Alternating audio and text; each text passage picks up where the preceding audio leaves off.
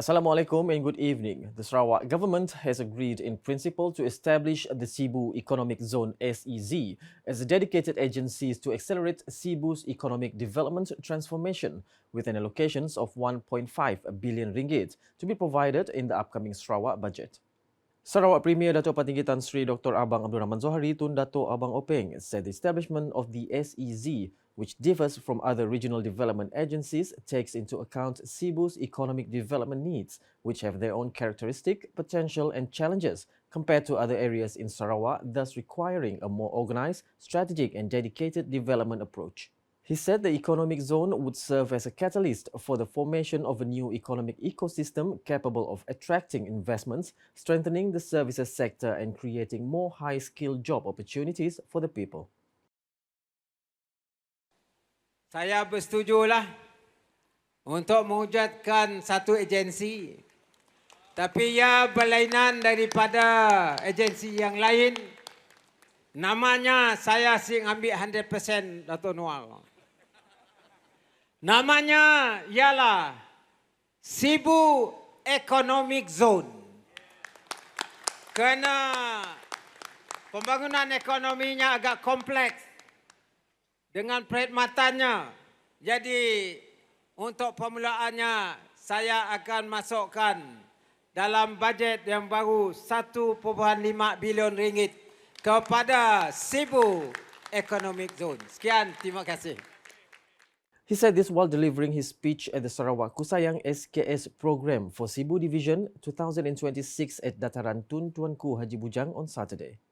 At the same time, he also expressed his aspiration to see Sibu develop based on the concept of a sustainable modern town, drawing inspiration from the development of Amsterdam in the Netherlands, which has successfully balanced urban development with river system and environmental management.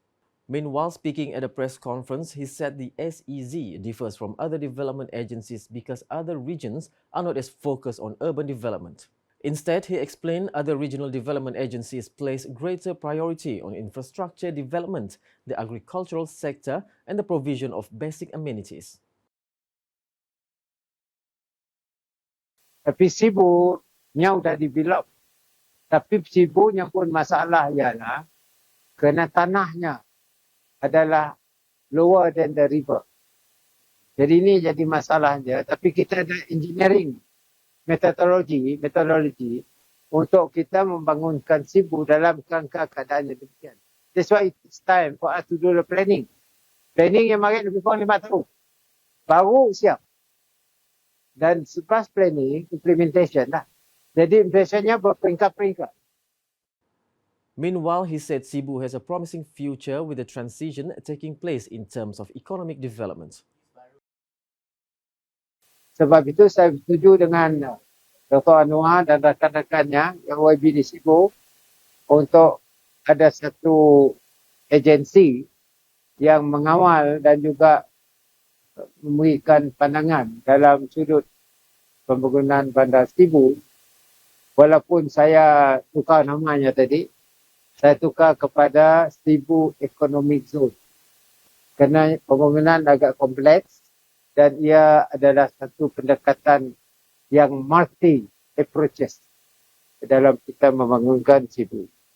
Dan saya yakin bahawa dengan adanya Sarawak Kusayang ini, we will get the input for us to develop and continue to develop what we have done for the future of Sarawak. Then this one will go beyond 2030. Meanwhile, the Sarawak government is drawing up a comprehensive transformation of Sibu town through a long-term development plan expected to take between 15 and 20 years, with emphasis on sustainable urban development, modern engineering solutions, environmental conservation and the formation of new economic ecosystems. The Sarawak Premier said Sibu's redevelopment needs to be carried out in line with changes in the state's economic landscape, which no longer relies on the timber industry but is shifting towards a green economy, technology and low-carbon development. He said the government has drawn up a development framework for the town, which is now entering a detailed planning phase after taking into account the views of local and international experts, including the Netherlands' experience in developing towns with geographical characteristics similar to Sibu.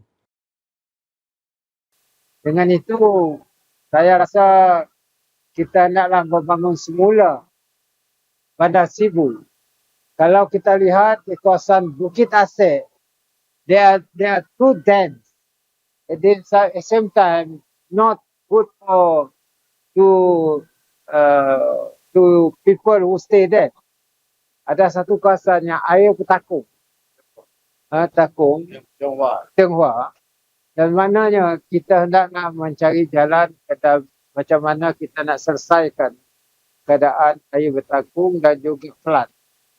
Maka di Amsterdam, dia banyak channel dan juga saluran-saluran air. Begitu juga kita nak buatkan di Sibu. He said this at a press conference after officiating the Sarawak Kusayang SKS program for Sibu Division 2026 at Dataran Tun Tuanku Haji Bujang here on Saturday. He said the main challenge in developing Sibu is that the town sits lower than river level, which requires a specific engineering approach to ensure development can be carried out sustainably and resiliently. He explained that the process of preparing the development plan is expected to take about 5 years before implementation is carried out in stages, given that the project involves comprehensive town-wide development. In efforts to strengthen the sustainability agenda, the government is also placing emphasis on preserving peatland areas, which function as a natural carbon stores, in line with Sarawak's commitment to the environmental, social and governance ESG agenda and green economic development. At the same time, he announced that the 301-hectare, about 744-acre Bukit Lima Nature Reserve will continue to be preserved as a nature protection area with minimal development to support recreational activities, environmental education and ecotourism. Ini adalah 2 kali ganda Hyde Park, London. Maknanya kawasan yang besar dan Kuching pun kalah. Kuching di Samarahan, kita ada juga rancangan kita The Green Park. Tapi di Kuching lebih kurang 300 ekar.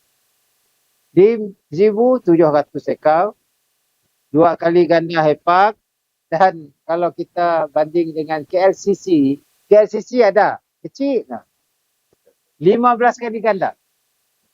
Bermakna dan kita telah menerima pengiktirafan dari Book of Record, Malaysia Book of Record. Ini adalah yang terbesar di Malaysia. He said development of the area would focus on providing eco-friendly facilities such as walking trails, recreational areas and supporting infrastructure in line with the concept of sustainable development. In a related development, the Sibu Economic Forum Authority has been proposed to drive economic growth in Sibu and the central zone of Sarawak through a more structured approach focused on investments and job creation. Sarawak Deputy Minister of Education, Innovation and Talent Development, Datuk Dr. Anwar Rapai, said that while physical development in Sibu continues to be enhanced through various state government infrastructure projects, the town now requires a dedicated body focusing on economic development to spur business and industrial activities. Dari sebab itu, masyarakat di Sibu ini bukannya tidak mementingkan pembangunan ataupun perumahan, tetapi mereka amat mementingkan economic activity.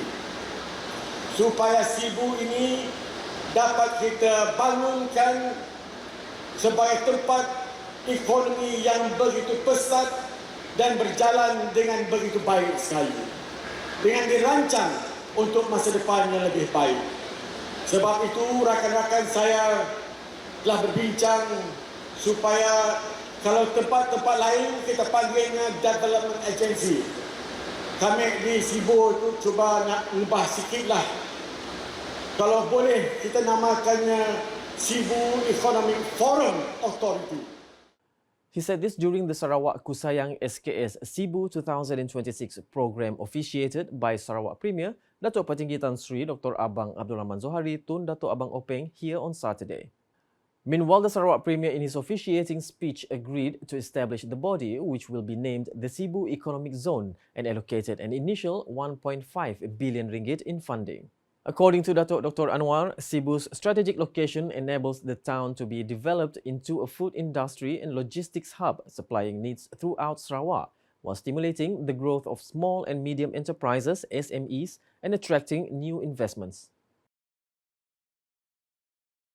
Di mana otoriti ini bukan saja merancang tetapi melaksanakan aktiviti ekonomi daripada small medium industri kepada industri lebih besar supaya peluang pekerjaan akan bertambah dan seterusnya bandar Sibu akan lebih besar jika dibandingkan dengan kawasan-kawasan lain disebabkan lokasinya begitu baik.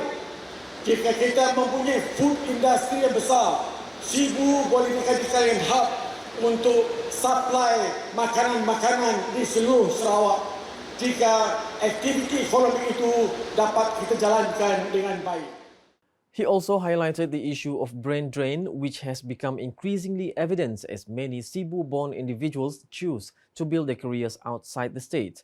This could expose the town to the risk of an aging population if quality employment opportunities are not expanded. In a related development, Dr. Anwar praised the leadership of the Sarawak Premier for successfully introducing various transformative policies over nearly a decade, particularly in the education sector. He said policies such as the use of English as the medium of instruction for science and mathematics, free higher education at Sarawak government-owned institutions, and the establishments of state-owned international schools were strategic measures to produce globally competitive human capital. He added that the approach had also received recognition from world-class economists who viewed Sarawak as being on the right path through its 4 key pillars: economy, energy, environment, and education. The Bukit Lima Nature Reserve chalked up another proud achievement after being recognized by the Malaysia Book of Records (MBR) as the largest protected urban peat swamp nature reserve, further cementing its status as one of the country's significant nature conservation areas. Sarawak Premier Datuk Patinggi Tan Sri Dr. Abang Abdul Rahman Zohari Tun Dato' Abang Openg witnessed the presentations of the recognition certificates in conjunction with the Briskwalk program at Bukit Lima Nature Reserve here on Saturday. The recognition certificate was presented by Malaysia Book of Records Official Officer Megat Faris Hussein Megat Muzaffar Shah to Sibu resident Supri Awang Said and National Park and Nature Reserve Warden Abang Arabi Abang Imran. Apart from witnessing the certificate presentation, the Sarawak Premier also joined participants in the leisurely walk as a part of efforts to promote a healthy lifestyle and raise public awareness of the importance of environmental conservation. He also witnessed the release of a pangolin, symbolizing the Sarawak government's continued commitment to protecting wildlife and preserving the state's biodiversity. As a further show of support for the environmental sustainability agenda, the Sarawak Premier also performed a symbolic tree planting at the reserve. The bustle of a weekend morning at Sibu Central Market was livelier than usual as Datuk Patinggi Abang Zohari spent time having breakfast while mingling with community leaders, traders and members of the public. He arrived at around 7:50 a.m. on Saturday before enjoying Sibu's iconic Kampua mee along with an assortment of traditional kuih at a food stall in the market. The Sarawak Premier was joined at the table by Deputy Prime Minister Datuk Amar Fadilah Yusof, Sarawak Deputy Minister for Education, Innovation and Talent Development Datuk Dr. Anwar Rapai, Temenggong Datuk Sri Wan Hamid Idrus, Temenggong Stanley Gramong Bandar and Temenggong Datuk Vincent Lau. His presence brightened the atmosphere as visitors and traders seized the opportunity to shake hands, exchange pleasantries and take photographs with Sarawak's #1 leader. Earlier, the Sarawak Premier had joined a brisk walk at Bukit Lima Nature Reserve, which began at around 6:30 a.m. together with his entourage. Immediately after breakfast, he also took time to tour the operations of Sibu Central Market and stopped by several stalls to purchase goods from traders. The casual visit reflected his leadership approach of staying close to the people while also getting a first-hand look at local economic activity. Sibu will undergo a comprehensive development restructuring through a new master plan that will transform the town into a low-carbon smart city, thereby strengthening its position as a sustainable development hub in Sarawak's central zone. Sarawak Premier Datuk Patinggi Tan Sri Dr. Abang Abdul Rahman Zohari Tun Dato' Abang Openg stated that Sibu's development must be guided by a more strategic master plan, given that the development model based on the logging industry no longer meets current economic needs. According to him, the restructuring effort will involve large-scale investments and will be implemented progressively in accordance with the financial capabilities of the Sarawak government. Kalau dulu Sibu dibangunkan disebabkan oleh industri balak, hari ini industri balak menurun kerana kita hendak membangun mengikut low carbon era sudah bertukar, di mana kelestarian alam sekitar adalah tumpuan kita. Dan terpaksa kita wujudkan industri baru kepada Sibu. Sibu mesti dibangunkan mengikut master plan-nya. He said this while speaking at the leaders' dinner with community leaders and village chiefs KMKK here on Friday. Elaborating further, he explained that the restructuring aims to transform Sibu into a low-carbon smart city that balances economic development, environmental preservation and the utilizations of digital technology in service delivery. Jadi tuan-tuan, inilah Sibu yang harus kita bangun restructure. Sementara itu Sibu mesti membangun menjadi low carbon smart city di tengah-tengah Sarawak. Dananya besar. Kita ya kerja kami ialah dalam kabinet nak nambahkan pendapatan Sarawak. InsyaAllah doa saja.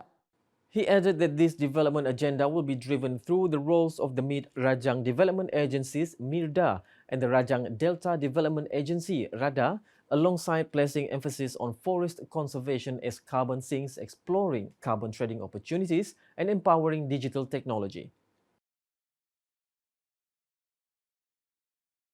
In another development, the leadership standards of community leaders and village chiefs KMKK must be raised to meet the demands of a new era that is witnessing rapid changes in technology, the green economy and global development landscape. Datuk Patinggi Abang Zuhari said that KMKK must move beyond their traditional roles as a mere informants. Instead, they must become community leaders who understand government policies, master digital technology and are capable of guiding the people through current transformations. According to the Sarawak Premier, without a comprehensive understanding of new policies, a gap in understanding between the governments and the people could arise, subsequently affecting the implementation of the state's development agenda. Ini era baru ini yang harus dikenali oleh masyarakat, ketua masyarakat, supaya dapat diceritakan kepada anak buahnya. Sebab itu standard. Ketua masyarakat minta maaf saya terpaksa ditingkatkan. Kalau tidak ada satu fahaman yang betul di antara rakyat dengan dasar kita. Dan dasar kita dibuat kena kehendak era yang baru. Datuk Patinggi Abang Zuhari added that among the changes that KMKK must understand include the developments of a low-carbon economy, carbon trading, the digitalizations of government services, the use of technology in administration, and developments centered on environmental sustainability.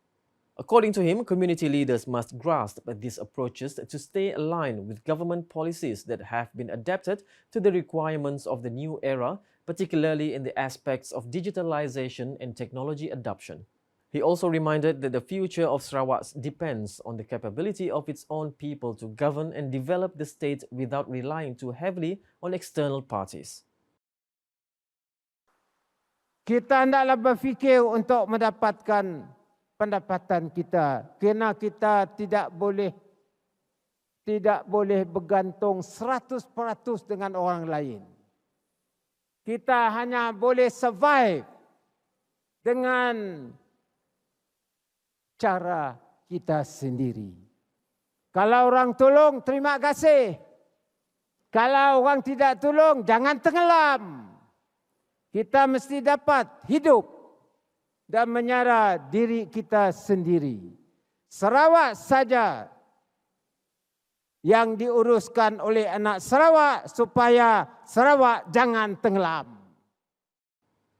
And that's the English edition with me, Saiful Bahri Muhammad. More news can be found in official portal ukas.sarawak.gov.my and social media platforms including Facebook and YouTube. Concluding the UKAS Bulletin with highlights on the Sarawak Premier officiating the Sarawak Kusayang SKS program for Sibu Division 2026 at Dataran Tun Tuanku Haji Bujang on Saturday. #Saluran Informasi Rakyat. Have a good night.